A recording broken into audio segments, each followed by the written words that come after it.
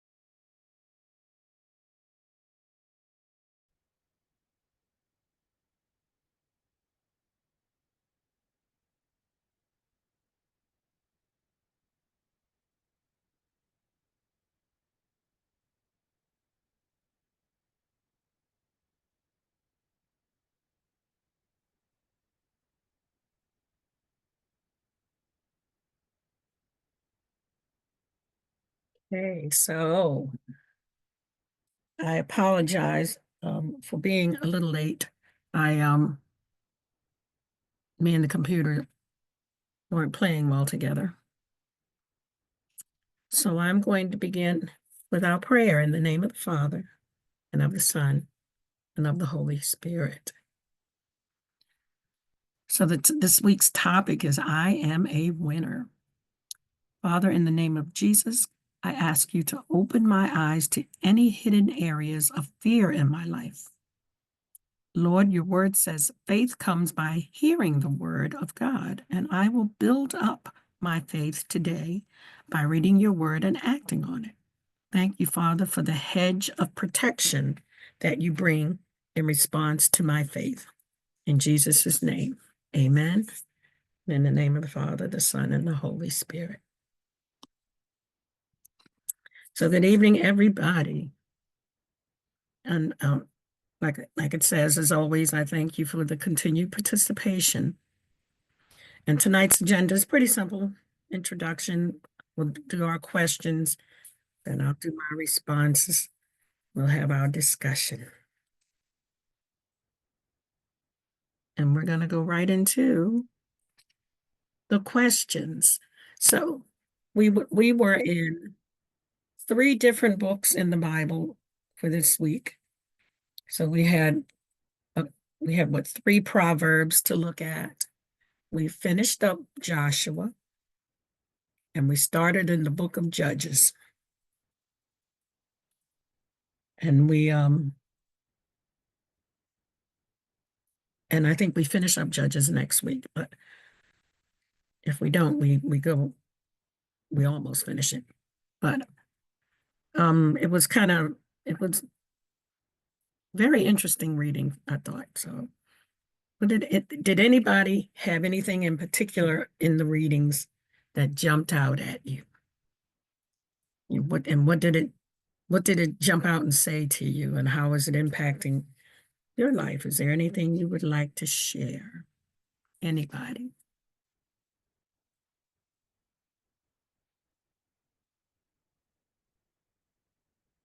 Nobody? Good evening. This is Dawn. Hello. I wrote down one verse, Joshua 21:45, and it is not one of all the Lord's good promises to the house of Israel failed. Everyone was fulfilled. And that was a comforting verse for me because we Before never you go on, give me the verse again. 21:45. Thank you. Now, wait a minute, now I better look and make sure. Nope, can't be 21:45 because 21 doesn't have 45. Shoot. Chapter 21. There is a verse 45. Is it? I don't know what I'm doing wrong. Oh, I'm in Judges. I'm sorry, I hit the wrong book. Yes, it was the last verse. And for me, that was just comforting and reassuring because you know, God requires us to trust in him and to believe in him and to, you know, we know that his promises, he's not going to fail us. He's never going to leave or forsake us, but sometimes it's hard to hold on. And so when he said, you know, every one of his promises was fulfilled, I just felt like, okay, God, I just need to stick with you. So that was one verse that I wrote down. And then the story in Judges 7 about, now I need to get back to that one, about God using 300 men to take a nation. And the only thing I just could think of was, you know, God loves us so much. And sometimes when we do things, we think that we did it and God didn't do it. And he wanted to make sure that they understood that, you know, this wasn't you, this was me. And we all kind of laugh when we say, hey, look at God. But it is really, you know, he's amazing and he does love us. And, you know, I had to repent because sometimes I'll say to myself, you know, I did XYZ, but it's not me at all. It's absolutely God. So that is actually, this is one of my favorite stories in the Bible. That's it. Thanks. I was taken by Judges 7 also. I really, really was. And that verse in Joshua, because I agree that when you look at it and you see that God fulfilled and I added all of his promises, because like you had read, like every last one of them received what God promised them. And sometimes we miss just the tiniest little thing that God has done for us. And that what was that, 300 as opposed to, was it 30,000 or something like that that God sent home and told Gideon just to use the 300. Yes. That's amazing. It's just so amazing. But God can do it all, right? God is at the reins. Anybody else have something they'd like to share?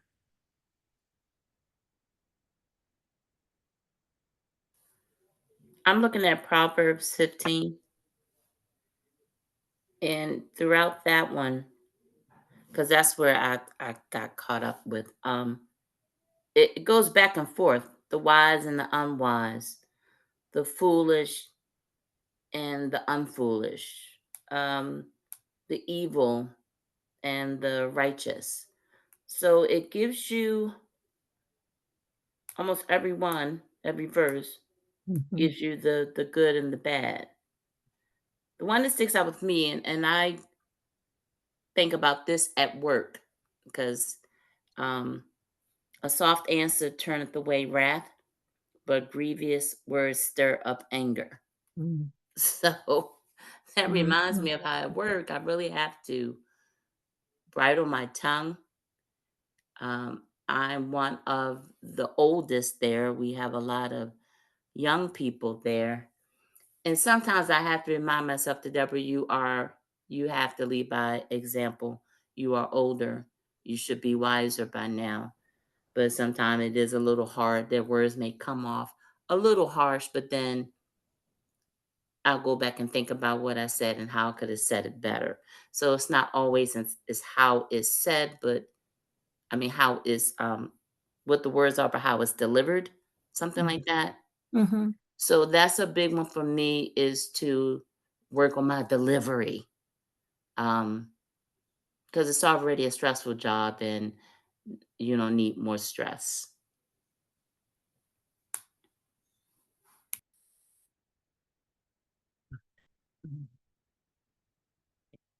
Yes.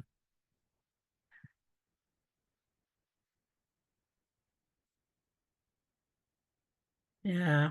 I mean, but that's something we always have to consider. Sometimes we have to just take before we say something.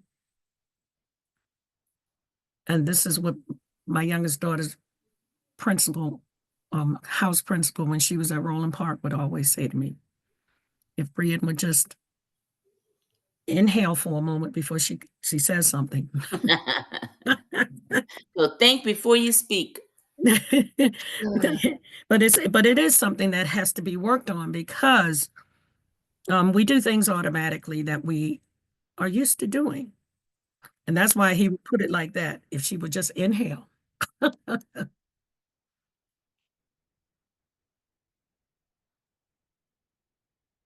Anyone else?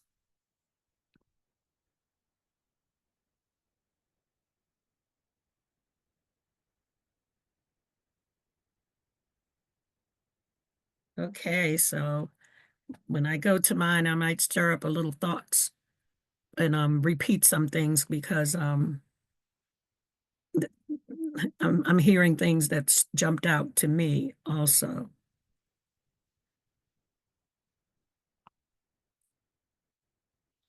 So things that stood out to me from Joshua and Proverbs, but I'm gonna go to Proverbs first, because we were just talking about Proverbs. And as you see, it related to what we were just saying, Deborah, is a soothing tongue is a tree of life, but a perverse one breaks the spirit, because that's similar to what you were just talking about. Um, because and I'm a words person. I love to hear words put together and spoken in a certain way. And so when the words are put together like that, it is like being fed some life. But it's very easy to turn that tongue around. And when it does come out, because sometimes the tongue can sometimes we human beings can come off with a serpent's tongue. And when we do, it breaks the spirit. But there are some times when the person on the receiving end needs to hear it very strong. And so we just have to think about the message that we want to get across. But once you let it go, you can't take it back. Right. And that's the thing, because if if the serpent comes out and we wanted it to be a little easier than the serpent, you're right. It's already there. And that serpent is showing its ugly head.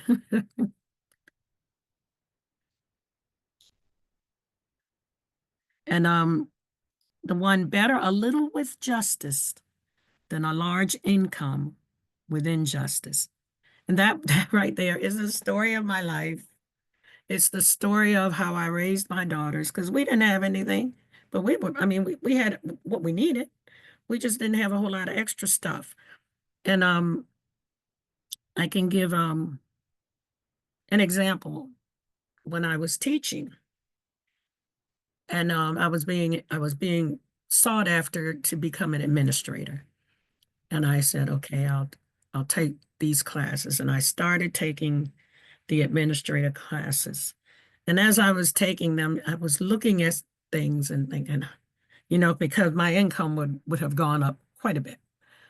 But looking at the challenges that administrators and particularly principals had to face with trying to keep things going in a certain direction, and looking at how very easily it was for them when you hear about test scores being adjusted and things of that nature, it's very easy for them to be pulled into that direction so that they can try and keep that income that they had gotten adjusted to.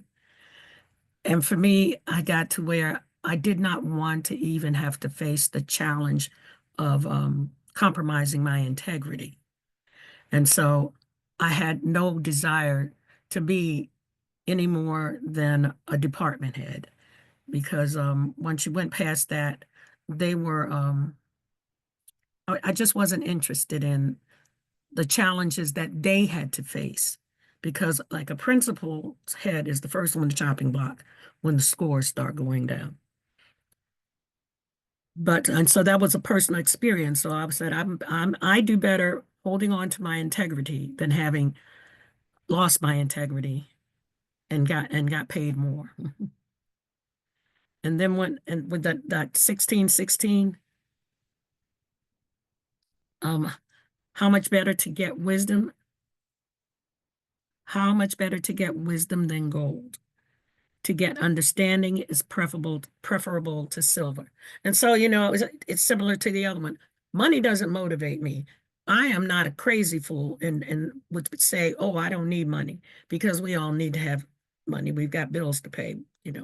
It takes some finances to live. But I'm not motivated by money, because the thing that means more to me than anything is my integrity. And I love learning. I love learning about any and everything. And I'll share another silly little story. My youngest daughter and my niece, who is my goddaughter, are a year apart. My two girls were 9 years apart. And I used to play with my niece, my goddaughter, and say, oh, I know everything. And my niece really believed I knew everything. And my youngest daughter would go out of her way to prove that her mother did not know everything. But I guess the wisdom didn't mean as much to her as it did to me, because she would have preferred the gold. But it is knowledge and understanding that guides me, and it's my money, my motivator, as opposed to finances. And that's why those proverbs really jumped at me. Now, going up to Joshua.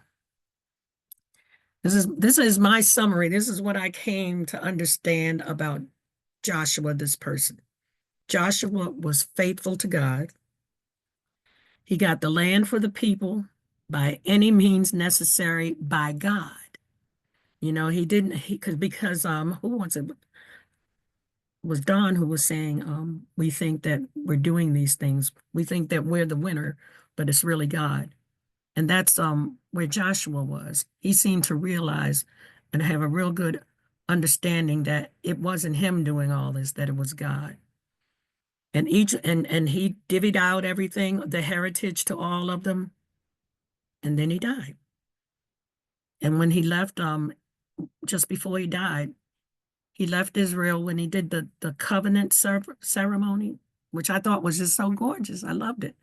He left Israel with the reminder, and in that ceremony, they did their profession of their covenant that they had made, and they made it on their own, because he reminded them, and he asked them what did they, what they were going to do, and they swore their allegiance to God and their trust in God. And so that covenant was made between them and God. And the thing that fascinated me with this whole ceremony is that he laid this stone, this totally inanimate object, as his witness. He placed that stone, and he said, because this stone is hearing everything we say. And it just it went into my head in such a way. It's like all these things that are part of God's creation. And this is what I had a hard time dealing with as I was doing studies and looking at creation, is realizing that creation is more than just these animate objects. We think about all the things that are breathing, living and breathing, or exchanging whatever between the earth and themselves, even if we're talking about a plant. It was hard for me to, not hard, but I had to think a moment to realize that, yes, even the rocks and the water, it's all, all this is still part of God's creation. And we have to really have this understanding of it. And Joshua, just to me, as this stone is his witness, threw it out there. And so Joshua impressed me. Joshua himself, this person, was very impressive to me. And then he lived to be 110, and 110 is so young compared to all those numbers, those lifespans that we saw in Genesis. But that was Joshua and Proverbs. I bet everybody can guess one of the things that's on my paper that jumped out to me in Judges.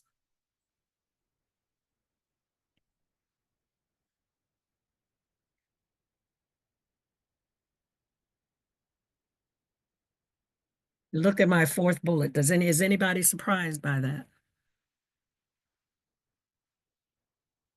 Because the judges brought back the ladies. But the first thing that stood out to me reading Judges, here we go again. The Israelites are at it again. After they made that covenant, professed it with Joshua, what did they go and do? They started worshiping the gods with a lowercase g, and it's the god of the Canaanites, the Moabites, Baal.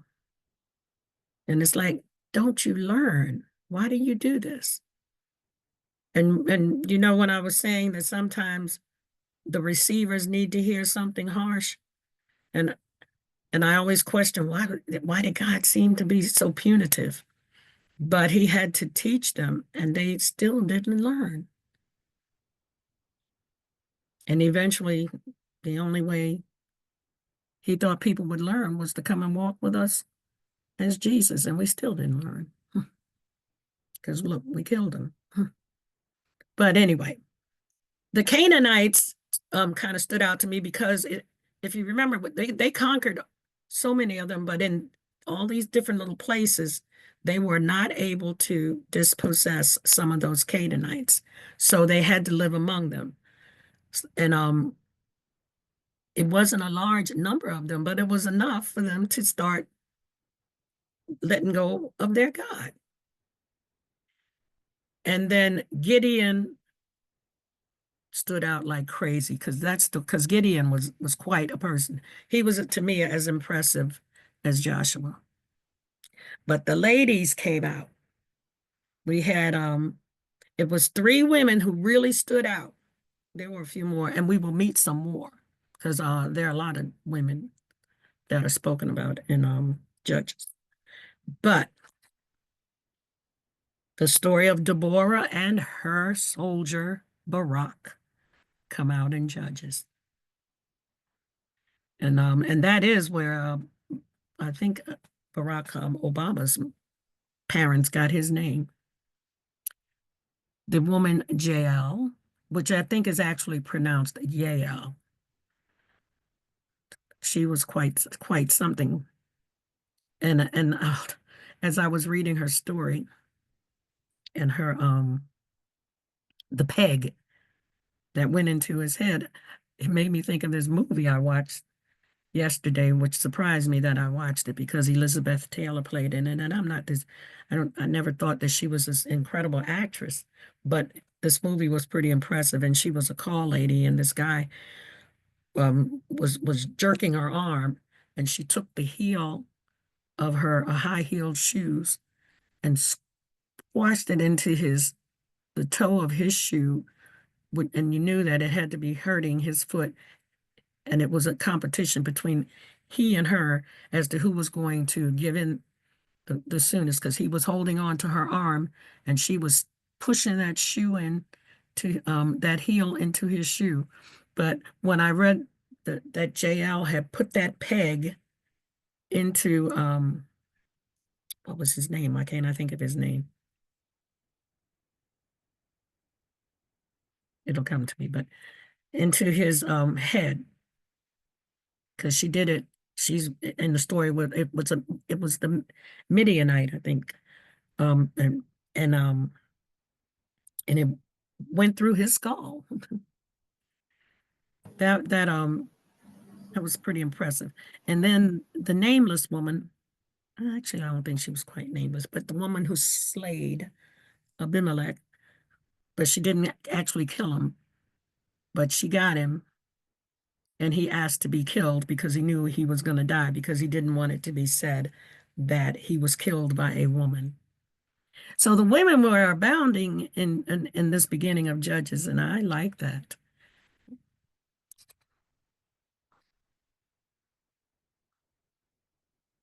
Okay. So let's take a look at some of these things individually.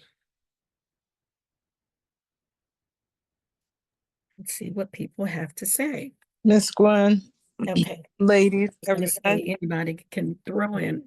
What Yes. I love about the story with Jael, I'll just call her Jael, but I think in Hebrew it is the Y. But Jael and the tent peg, it's the very fact that the king, and his name is escaping me right now too, but he underestimates her to his peril. It's the sheer fact that he felt, that a woman would not be shrewd. A woman is just, oh, here's someone who just wants to get me a drink. And, he Mm-hmm. expected that he needed to be leery of her as he would have been leery of a man, I think. But I just think it's the fact it was funny to me how he underestimated her, and that was the very way that he lost his life. And you're right. This is where I want to be. Because but he even had a chance to start thinking, because he asked for some water. She gave him milk. And you would think, and if it was a male, he would have probably thought, why are you giving me milk and I asked you for water? And you know that I mean, the milk is heavier than the water. I'm certain that it added to his exhaustion. His name starts with an S. Sounds like a woman's name. Right. Sisera, no, Sarah. Yeah. Caesarea something. Sisera. Sisera. Right. Yeah, Sisera, that's it. But I think that's why I had to make sure I had it back. So when I send out the PowerPoint, it'll be on there, because she was underestimated. And the thing is, I mean, you have this woman who actually, I mean, when we do see women, we generally see them, at least in these early parts, in the position of a parent, as a mother, a wife. But this woman, she was a wife, but she was also a murderess. But with what Well, she did, it caused it. I mean, she was like a soldier. right. That's what I was going to say. That she was a warrior, and if we think back, I guess sitting in on Thursday's Bible study brought this back to mind. All this discussion about in Genesis, the word helpmeet being used, and the woman is, from bone of his bone, flesh of his flesh, but she's just there to be a helpmeet, a suitable helper.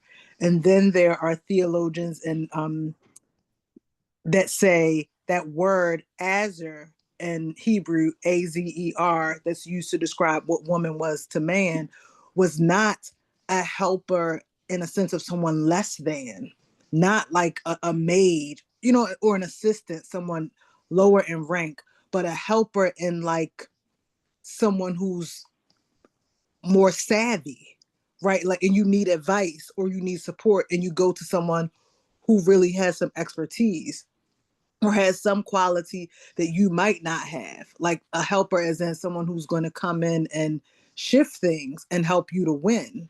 And Jael in this situation, and even Deborah too, I say Deborah in this situation, is like a helper, but not a trivial menial, like a laboring helper, somebody who doesn't have sense and is just doing the things that you don't want to do. No, they're helpers in the sense of they're going to come in and help you to win. They're going to come in and follow God's instruction and make things happen. So like that sort of help. I think it fleshes out for me what the helper, how women were created to be a complement to a man, but not in a inferior, subordinate way. And Deborah was the one who had the level head. And I also love how Barak, in his fear, he said, well, I'm only going to go if you go with me. That's right. And but then she still made conditions on that.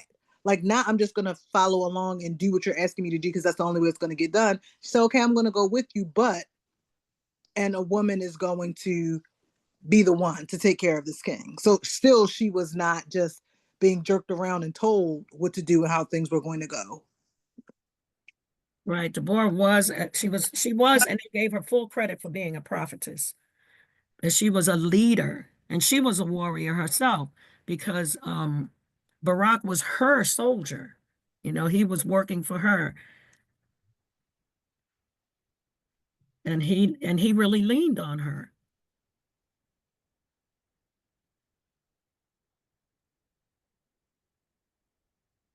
I had a pastor preach on Jael, or however we say her name one time, and he said that the women were responsible for setting up camp, which is why she was able to take that tent peg and drive it through Sisera's head.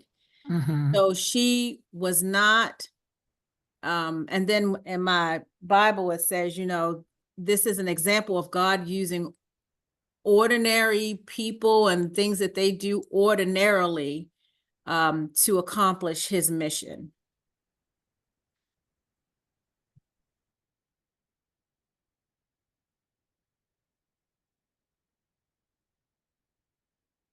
Yeah, because she moved the rug back.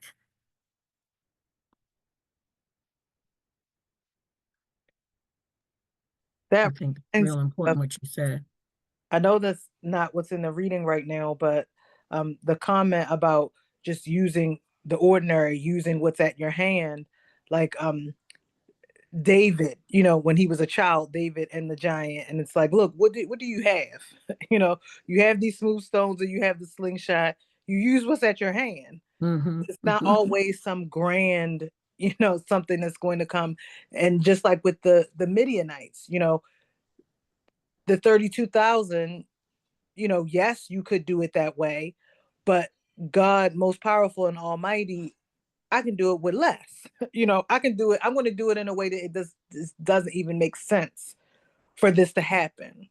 But you need to trust that God is over this situation and God is going to make it turn out the way that he wants to make it turn out. It doesn't need to make sense to your eyes.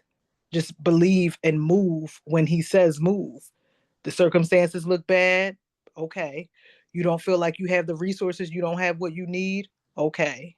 You know, like if it's God's will for it to happen, those circumstances will align in such a way for God's will to be done. What I struggle with is I think we've seen fantastic things. There's so many places in the Bible where it's fantastic things like this, where like mountains are moved, things are just like they happen in such a way that, of course, God made that happen.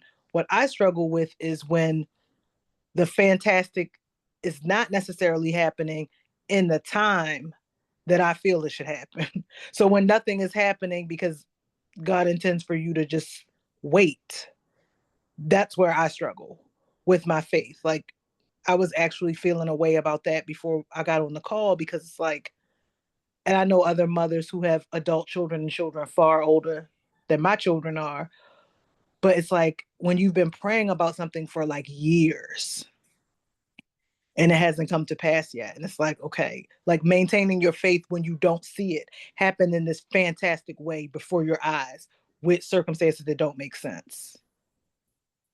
And I'm certain that every last one of us has had a situation like that, where it wasn't happening when we thought it would happen. And so we start thinking, will it happen? and because that patience is very difficult. But I think it is important for us to remember God can make the most unbelievable things happen. 300 as opposed to 3,200. That's something. I really enjoyed Gideon, though. One Gideon, remember Gideon said, "Will you show me a sign?" And then he asked for, "Show me another sign." And then he asked about another sign. Who in the New Testament does Gideon remind you of? Peter.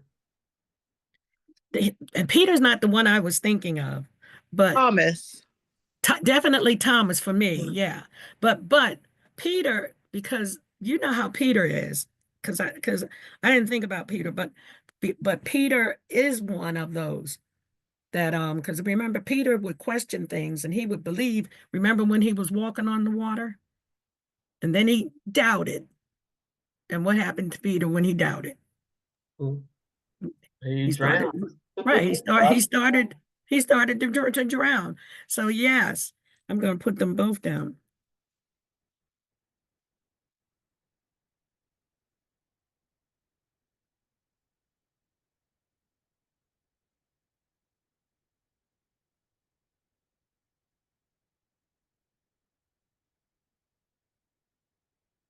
And you know what I call Peter?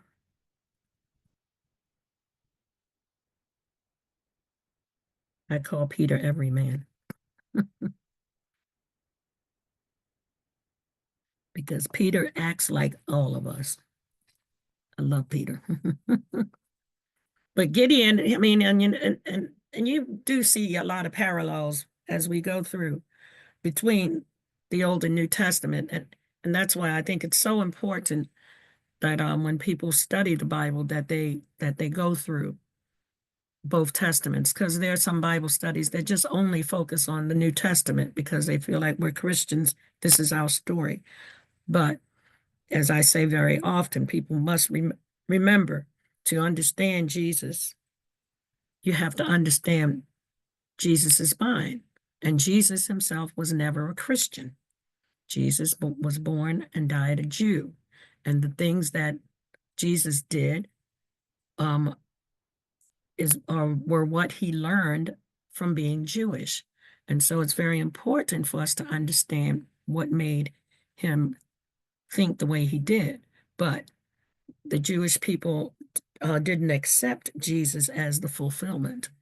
But we know that Jesus was the fulfillment of all those prophecies in the New Testament. I mean, in the Old Testament.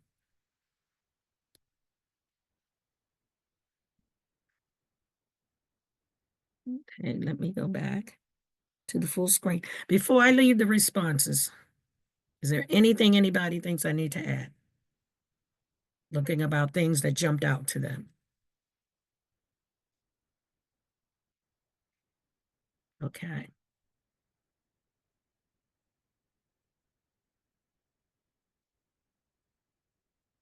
Okay, so, and this is from the book. And so would you have trusted God's instruction to send most of your men home?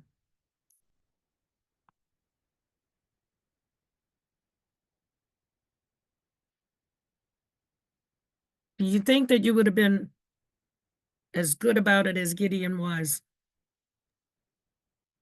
if you were a soldier of the Lord? I would have been hesitant. To say the least, right? Yes. Because I believe that I would have been hesitant.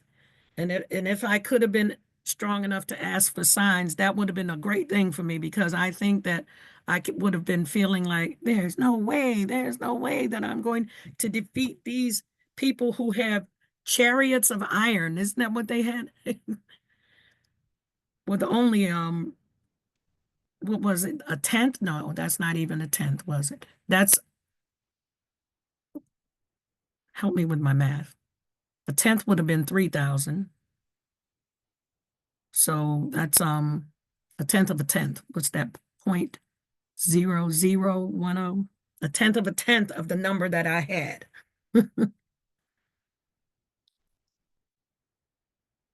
And you know, I mean, and why do I think that of me?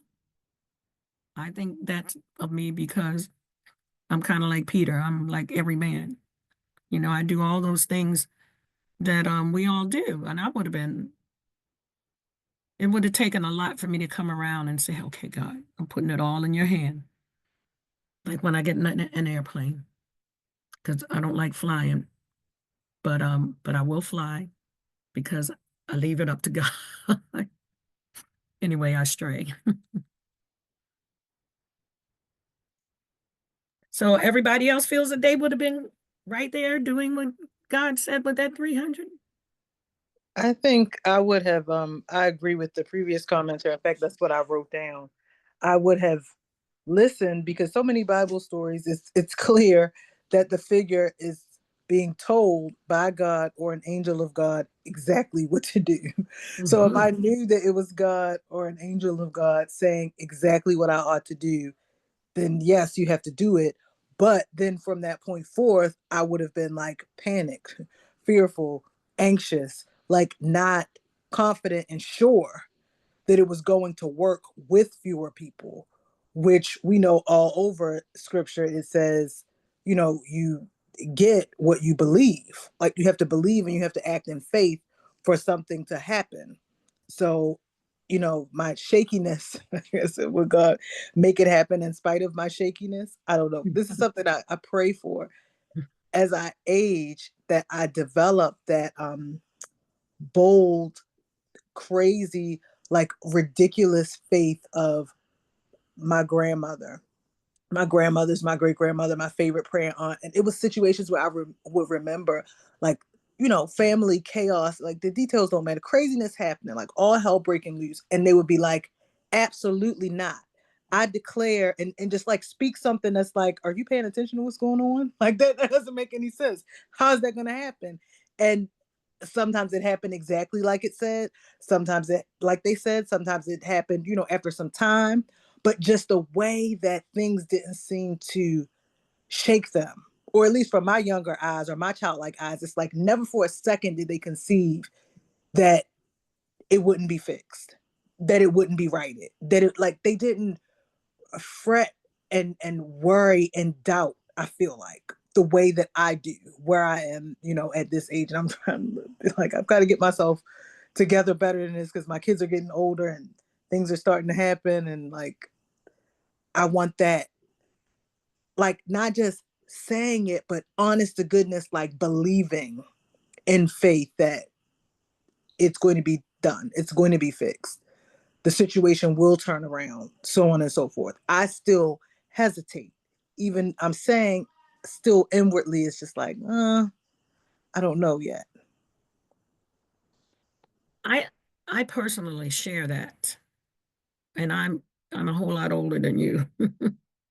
And I'm still praying for that kind of faith because I know so many people who have that unwavering faith. I mean, I feel like my faith is there, but when situations, these crazy, crazy situations come about, I do feel like I just wish I could I could trust God to the point that I am not beating myself up with worry. Yeah, I share that, and I'm old, and I guess it'll come hopefully before I die, or maybe on my dying bed when I realize, okay, it's all in God's hand. Anybody else? So looking at number 2, have you? And this is similar. Has there been a time in your life when you trusted God and succeeded against the odds?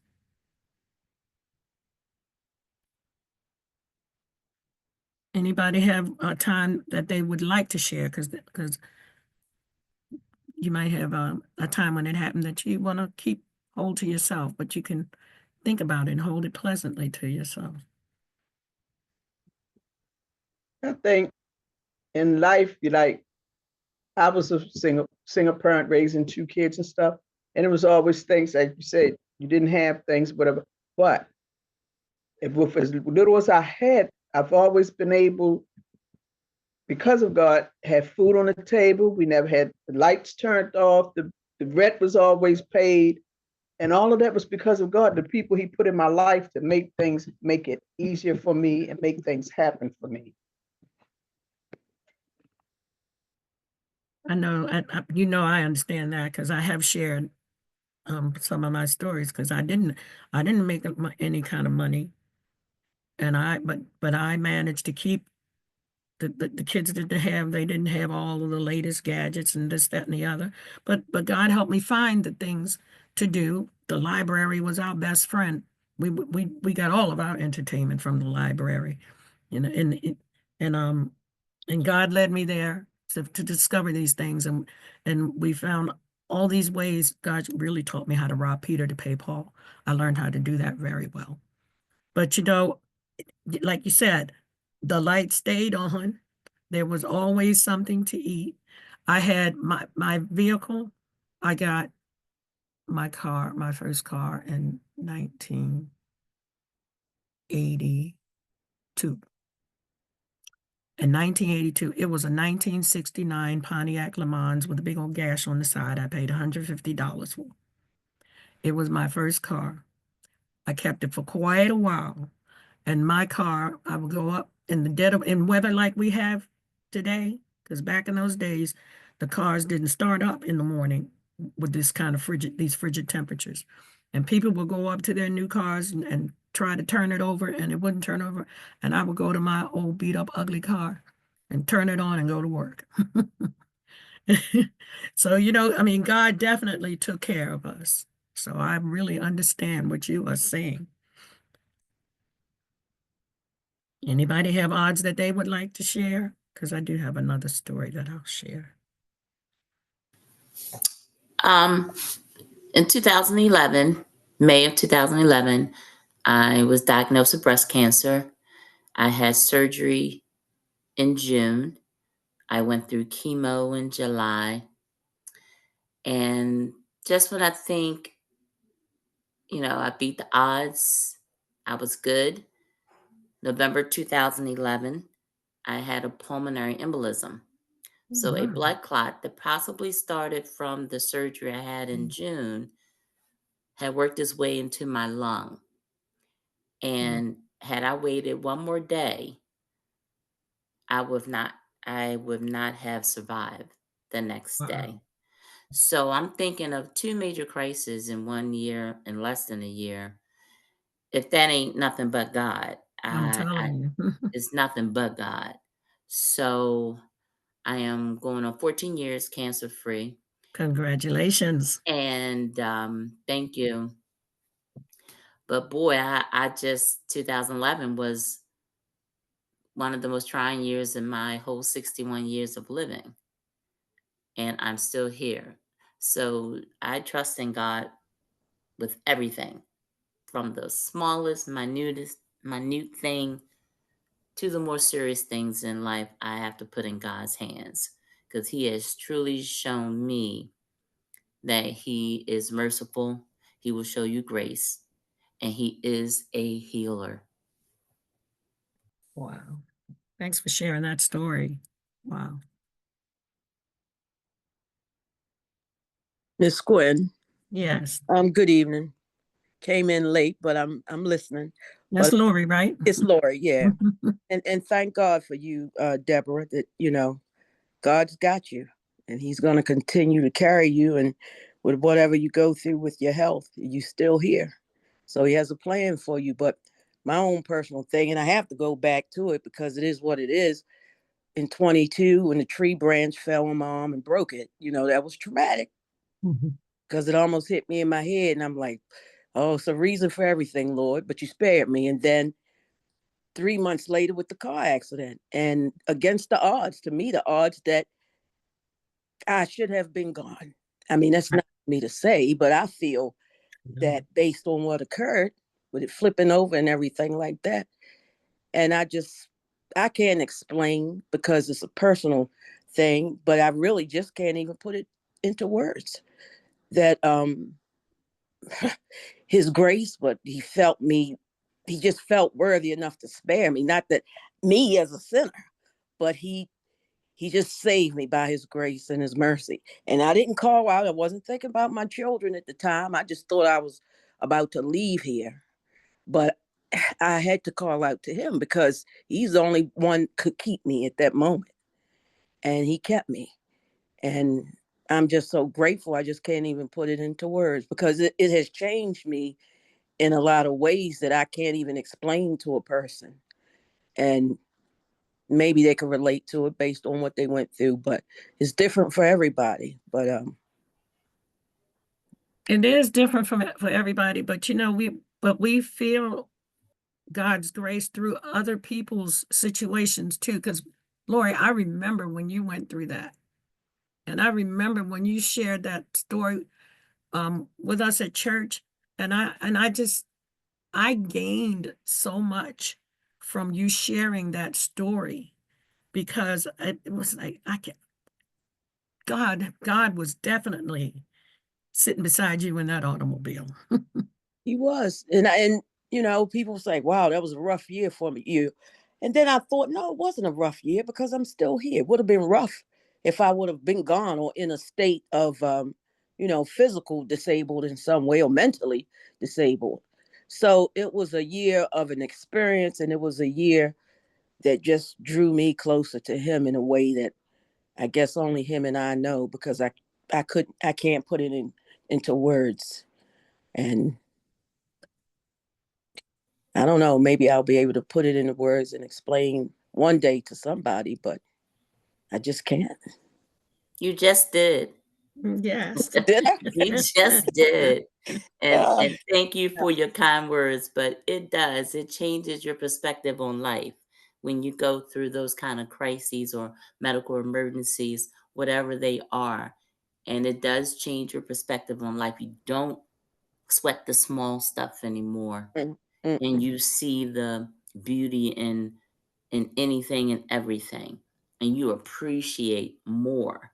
mhm, And one thing that may or may not sound appropriate, but I don't fear death. I mm, know when it's my time to go, it'll be my time to go. Mhm. But that song that the choir sung, "It's good to be alive, but it's best to live," Yeah. such a theme, and mm, especially mm, in these troubling times that we're living in. Um, and I'll share this real quick because it just happened. The man, the security guard that was shot and killed at the McDonald's off of Park Heights, I believe. My husband Baron just realized that it was a former coworker, Mm. and I hear him downstairs screaming and screaming, and then I hear him crying. I'm like, "What's wrong? What's wrong?" And he told me.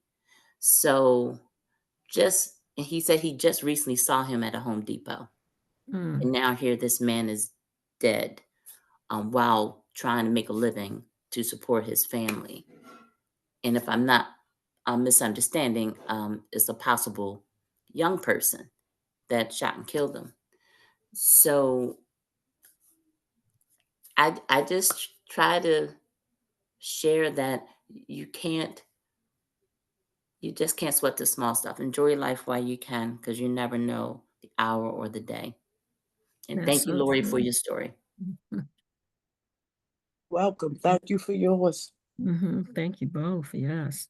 And sometimes, Miss Gwen, when you see people and mm, I'm so, It's all right. they look good, they look well, but you never know what they're going through That's so true. or what they've been through. And sometimes I realize just opening up talking to a stranger, you just don't know what you're gonna hear. Yesterday, this man, went to the car wash after church, and this man was standing beside me, And he was asking me, was this particular vehicle mine? And I said, no, we were just saying how nice this truck was. And then on his tag, it said Colt 1. So I said, oh, you're a Colts fan? And he said, no. I said, horses. So we spoke about that. And I don't know, we led to a conversation about age and being retired. I said, are you retired? And he said, no. He said, I had to go back to work because when my wife died, her income left and she fell down the steps, cracked her head, and died a year and a half ago in the house at the age of 68. So, I just looked at him and told him I was sorry. And then he pointed out to me the owner of the car wash, an Asian man, looked to be about 40. And he said, his wife and daughter was killed in a car accident 2 years ago. And it just does something to you. It does. And it just says, the things that I think may be so bad or, just trivial within your own life. It's not. But you just don't know who you're standing by and what they've gone through, and just don't know. Sometimes you just start talking to people and you hear their story and just and then you just feel thankful that you were able to be an ear for them to open up to. Yeah. And you say goodbye. You never see them in life, but right. But you know that there was a reason that you came into contact with each other. The reason may have been for you, or the reason may have been for them, and at some point, somebody's gonna learn the reason. But you just say thank you, God, for letting me be there when someone needed me. But we're putting our arms around you, Lori. We can hear your emotions. I just feel I'm on this journey, Miss Gwen, and it's emotional. Yeah. And the thing is that when it's not emotional, you have to ask yourself if you're all right. Because if you lose your emotions, then you have to say, what's going on? Why am I not feeling this? So those emotions are there for us to help us understand. Thank you. And you all, everybody knows with my youngest daughter, and everybody knows her story. But her story started in utero when I was 5 months pregnant. I went into labor when I was 5 months pregnant with her. And I mean, like, just made it to 5 months, not 5 months and 3 weeks or something like that. And I wanted my baby so bad, and I was terrified. It really looked like I was going to lose her. And I was in the hospital, and they gave me all these things to stop the labor. And I, to me, that was beating the odds, because she went on to be to be full term, or pretty much full term. But it was just the beginning of her struggle in life. But when I look at that, I almost lost her. She she grew up to be a very intelligent, very forward-thinking young lady that I was incredibly proud of. She went to college, then she got diagnosed with the liver disease. And then that was she was in her sophomore year in college, and her numbers did start going up really bad. They call them her MELD numbers, to where it was the disease was really attacking her, and then her body started bleeding out a lot until she was like 28, 29. And then when she had the liver transplants, she lived 2 years afterwards. And by the time she had suffered so much those 2 years, and it was God was trying to help her. But there were other things that were working against her, and she ended up leaving. but she had beat the odds and lived to be 31 from trying not to be born at all. So, those are the things that add to me being so thankful, so, so, so thankful for the blessing of having the time that I did have with her.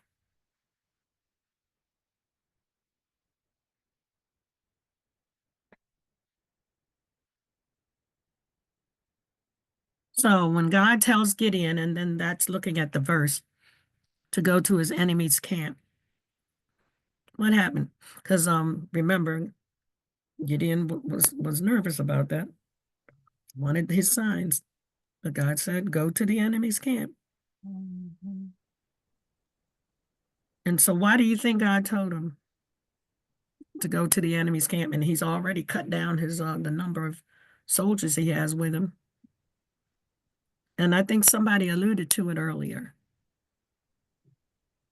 So why do you think God cut down those numbers and said, take those 300 men and go to that camp? And what were the results? Well, he told him he was going to be there with him. So he already declared victory for him. So That's right. He already declared that victory for him. Yeah. But Gideon needed another sign. Mhm. So by listening to the enemies, he realized that the enemies were afraid of him. So then he had the confidence to go and do what God told him to do. And there you go, giving him that confidence. Yeah. And God, when he spoke to him in verse 10, he says, if you are afraid to attack. So God knew exactly what was going on with him and that he was afraid. So like she just said, he just needed to give him some more assurance that that God was indeed with him. That's it. And because God definitely proved to him that convinced him that he was strong enough to do it, giving him, like you said, giving him that confidence that he needed to go through with it. And he was successful. And he was successful because he trusted in God. And God keeps his promises. So, anybody else have something they want to add? Because I'm going to read that verse. I just want to comment on the stories that we've heard from Lori and Deborah, and even from you, Gwen, that if you did not already know God, who he was, and what he was capable of doing, the three of you would not have been successful in your stories. So you went through trials, but now you're on the other side. That's right. Because you know God. And I think that's probably why Gideon's story stands out to me so much, why I enjoy it so much. And I didn't even realize how strong my relationship with God was. And those things happen and let us see it. Yes, you're right. I think most of us are like that. You don't know how strong your faith and trust in God is until you have to go through some trials. Because, a lot of people would not have been able to withstand some of the things that we have gone through if we did not have that faith and trust. And it always makes me wonder how people who say that they are atheists, how they manage. Right. Right. And I always say who say, because I mean, I know that there are people who are devout atheists. I mean, I have books by scholars about that, but I enjoy reading what they say because I like hearing the other side of everything. But I think most people who claim atheism have God inside them in their heart, and they don't really reveal it to everyone. And they don't even sometimes reveal it to themselves. But when they get in a crisis situation, they start calling on God. You know, the people that say, oh, I don't believe in God, but ask you to give them holy water. So the Lord told Gideon, with these 300 men, I will rescue you and give you victory over the Midianites. Send all the others home. So Gideon collected all the provisions and the ram's horns of the other warriors and sent them home. But he kept the 300 men with him. The Midianite camp was in the valley just below Gideon. That night the Lord said, "Get up, go down into the Midianite camp, for I have given you victory over them." Just like, who was it that said it? The Lord told him, "I have that victory for you." I like that verse so much. I love that story. I mean, that's a great story. And somebody, who was it that was saying that that's one of their favorite stories in the Bible? Somebody was saying that to us earlier. Who was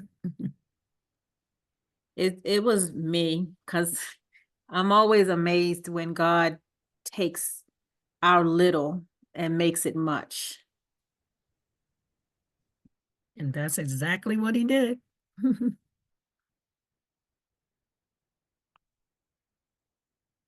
Okay, so in the companion book,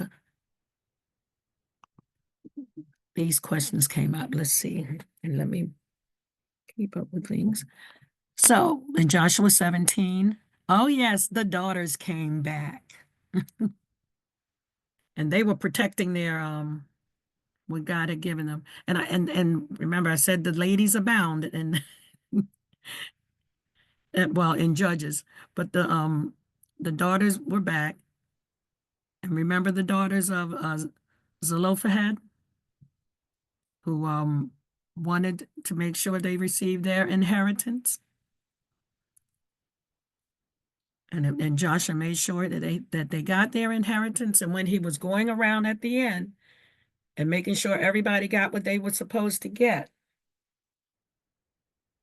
the daughters were brought up again and made sure that they got what they were supposed to get because they had no brothers for the inheritance to go to. And so they made sure that they held on to what their father was supposed to get. Love it.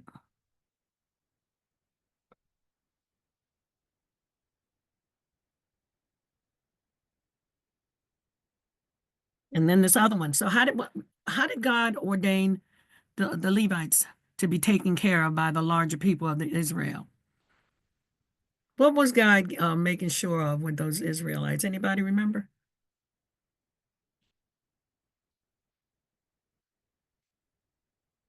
Because I saw that as sort of like the beginning of tithing. Because each family had to give a certain portion to the Levites, because if you recall, the Levites and the Levites were of Aaron's clan, correct? Anybody? Yeah. Yes. Yes.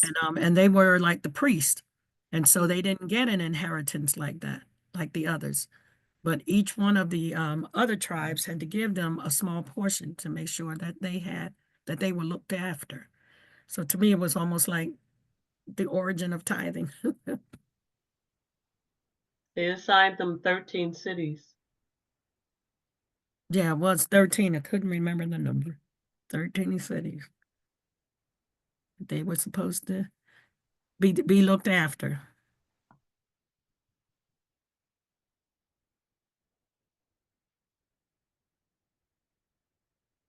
And back in the early days of I'm looking at the Christian church. You had your pastors who didn't receive like an income. And who took care of the pastors who didn't receive an income in the real early days? The people. So the people made sure that the pastors had meals and they had a place to live. I mean, in today's world, they get an income. They're not going to get, unless you're in one of those mega churches and doing all these crazy things, they're not going to get rich. But they get taken care of still by the people that they serve. And my brother is a pastor, and he's had a couple of churches, and when we've gone through the churches, and and saw that in the churches there was a living space for the pastor's family. You know, I mean, my brother has another job, so he has his own house and whatnot. But you know, if he didn't have the other job and was just a pastor, the way that they were set up, he would have definitely have had a place to live, whether he wanted it or not, you know, in today's world. So in Proverbs 16:2 says, all the ways of the people are pure in their eyes, but the Lord tests their motives.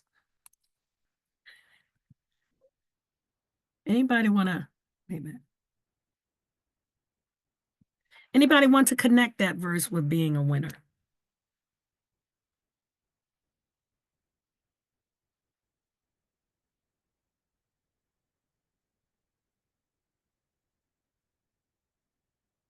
So I think that what it comes down to, because I love this, because all the ways of the people are pure in their own eyes. They think that what they're doing is right.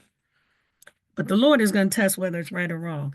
And I think what it comes down to, if you realize who you're doing something for, is it for you or is it for the Lord? You know, what is your motive? If your motive is in the right place, you're going to win at it. That's my connection. If your motive is in the wrong place, you might not be so very successful, especially in the eyes of the Lord. So when we're doing something, and that's going to be, you'll see that's going to be one of your assignments to look at. When we're doing something, we need to think about why we are doing it. And then, you know, when we think about why are we doing it, and then you say, is it really worth it?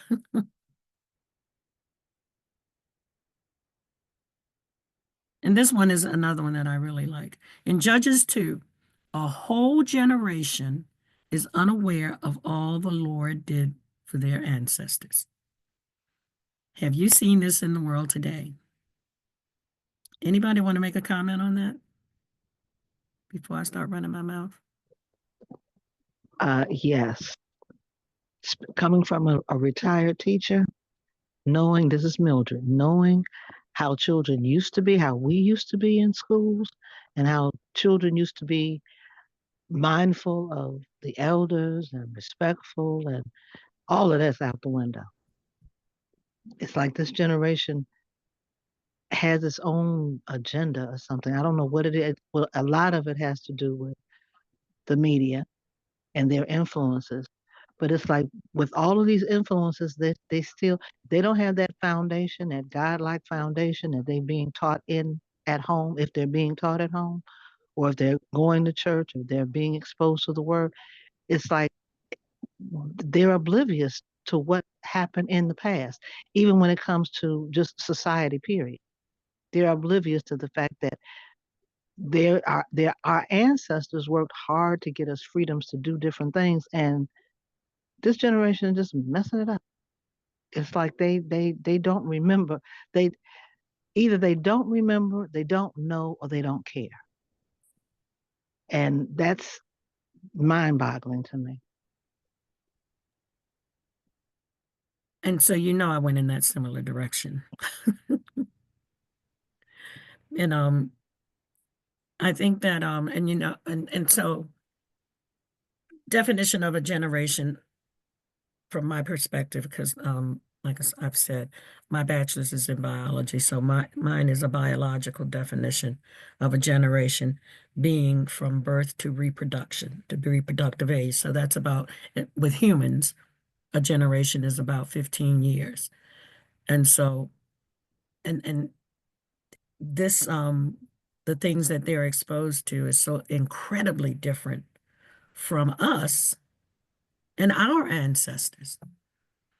And because they are so removed from what our ancestors went through and how just surviving was the Lord looking after them and sitting with them, that it bothers me as an individual But I think that, and I don't know how, but I think that we have to figure out a way to make them aware. And I think that that's something that's important for us. But and like I said, I don't know how. I don't have that answer. But I think that leadership just has to change in some way so that our young people don't lose 100% complete touch with their their heritage. You know, the Israelites kept messing up stuff, but we saw how God made sure that that they had the inheritance that he promised them. And they do celebrate it a lot, and they go through the generational thing too, just like we do. But they do celebrate their ancestors continuously. And I think that, and that's why for me, I've been in my head, this whole thing with like Juneteenth has been just pressing on me.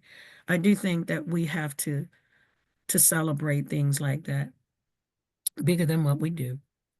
But I guess it'll work its way out. I have a question. Oh, So Mildred was talking about the youth. What year, if anyone can recall, was Freddie Gray killed? I oh believe God, that I was hate that. 2015. What was that? It was it 2015? 2015. Yeah, So, somewhere around there. So it is Because around 10 years. Okay, because I was thinking it hadn't hit 10 years yet. So we'll be celebrating the so I asked anniversary. that because do you remember when that all happened and the youth kind of reacted so strongly where they Yeah, were sending out the flash mob text or right. It looked post? like Black Lives Matter was going to be something big. Did Black Lives Matter happen not long after that? Yeah. Somewhere around that time, Black Lives Matter emerged, or if it had already been in existence, was speaking up, you know. And I personally thought that the Black Lives Matter movement was going to make a big difference, but it just seemed to fizzle out. Mm-hmm. But any of you feel like is that when we saw this turn in our youth that they have just begun to be out of control? Was that before or after Freddie Gray? I I don't know. anyone working in the school system, I was a teacher for many years too.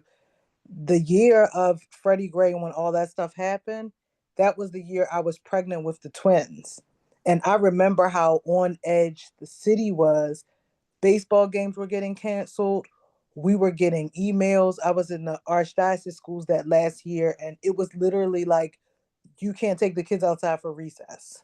Like there's no after school anything. Like everything was just like such a powder keg at that time. But before I went to the archdiocese, I worked in a school that was very close to where all those things were happening, like around Utah. But I can tell you when I was there, I mean, I don't feel like the kids, in many ways, the sad thing is they're raising themselves, but they should not be raising themselves. Like kids present the way they are and they're doing the things they do because of what's being modeled for them, shown to them, taught to them, what's being nurtured or what's not being nurtured in them. It shows up on the children. So if we're saying that the children don't have faith, the children don't have respect, the children don't have this, they didn't have that instilled in them. And I think it wasn't instilled in them because so many, like my generation, I was born in 79. So like my generation and maybe that one right before me, I think there was this sense of we want our children, grandchildren, whatever, to have all that we didn't have. We don't want them to have to struggle and suffer and have any hardship. And I think that just makes people spoiled and entitled in general. Like so the fact that people just had things like this is just the way it is, and you expect like all these doors are going to be open to you, and this is here and this is there, and you don't have to have a sense of what was paid for that, what was the cost for that. How do you now have these opportunities that just a few years before you people didn't have? When you divorce and disconnect those things, I think you end up with a whole bunch of people who just expect things will go my way. Like no matter what I do or don't do, things will go my way and I will get what I want. And they don't have any sense of there's a hierarchy. Like God is above me.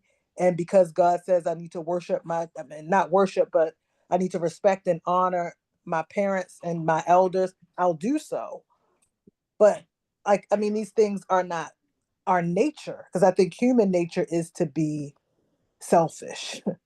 So I say all that to say, in indicting our children in a lot of ways, we indict ourselves, because when did we as a people just leave it up to kids to decide, like, will we honor God in this house or will we not? Like, will we get up and go to church on Sunday, or do we not do that as a family? Oh, you don't feel like it? Okay, you can stay in and sleep. Like, that's not them, that's the parents. But I'll say quickly because the time is clicking. But part of your question, Deborah Thrower, it happened before Freddie Gray, because by me working in the correctional system for years, it's out of control with younger people coming into the facility. So they don't respect authority. They don't respect their parents. It's not all of them. Don't get me wrong. It's good young people out here that are focused in life and are godly. But what Mildred said, the technology advancement and things like that, it has become a distraction in so many ways, where they live and breathe for this type of socializing, which isn't direct one-on-one. But it had happened before Freddie Gray, because I've never seen 14-year-olds and 13-year-olds come into a facility like I have. And it's even worse now since I'm gone. So the change of the youth happened before the Freddie Gray. I don't know if the public saw it, but I saw it firsthand. And it was so discouraging. It was so sad because you couldn't reach them. Their parents couldn't reach them. Some of them were raised in very good households. You meet their parents on visits and things like that, but some are so distracted with the street and what's happening in the street, and they gravitate to that. This is my family on the street, and they just disregard life. And most of them don't even respect themselves, because if you have the idea, some of their ideas was, I'm like, your friend was killed. Don't you think about you being killed? If I die, it's my time. Who thinks like that? Who wants to go No. away from here at 14, 15, 16? So Mm-hmm. I don't know. I don't even know how you reach people in your own personal household. Just keep talking to them. If you have young people, grandchildren, or whatever, you just have to keep talking to them, and maybe one day things will sink in. But it's hard. Okay. Thanks, Lori. And you know what you just said, keep talking to them. It's so funny because when we had our youth group meeting yesterday, we were talking about communication, and it came down to how important it is to communicate. And we were talking about it in both directions. You know, the young people have to know that they can communicate with us and or with somebody, and we have to be able to communicate with them. No, because right now, and you know, I'm looking at a 20-year career in Baltimore City Public Schools also. But right now, it does look like it's just gone totally out of hand. Like and I know every generation has their thing, but this looks like it's worse than ever. And it almost looks hopeless. But we can't give up hope, because we can't give up on them, even though they make you want to hurt them.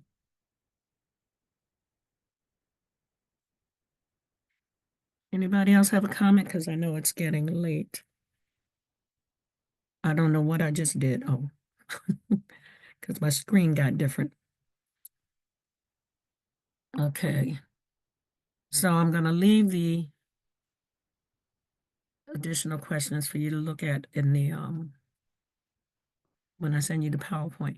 But so looking at a homework assignment, kind of, sort of. So, I'm looking at, it's easy to fall into the ways of the world. And this is what we are seeing with our babies, that they have truly fallen into the ways of the world. And society's idea of winning, because you know how our kids are about this whole thing with winning. So reflecting on the verse from Proverbs, that all the ways of the people are pure in their eyes, but the Lord tests the motives. And so when you reflect on it and bring it to mind, you notice I'm making all these corrections, and bring it to mind during the week, just looking at this week, with every decision you make, and think about your motives. And so when you think about the motives with every decision you make, so in a week's time, you make a whole bunch of decisions. Do they serve you or do they serve God? And take a moment to write down your thoughts. Just bullet them. Don't write a dissertation on your thoughts, but take a little time, and then reflect on it. And if you can say, like I had said earlier, if you start saying, well, I don't know about these motives, maybe they're not the right motives.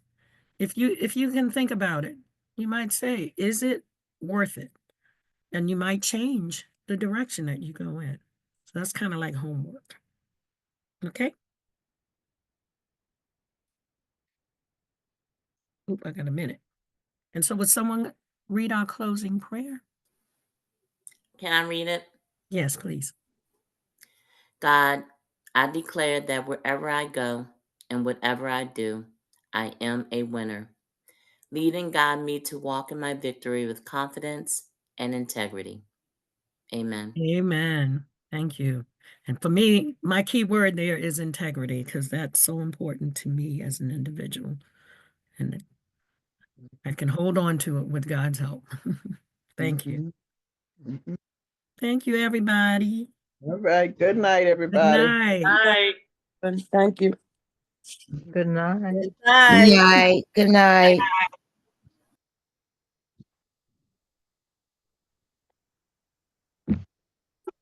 Good night, y'all. Good night.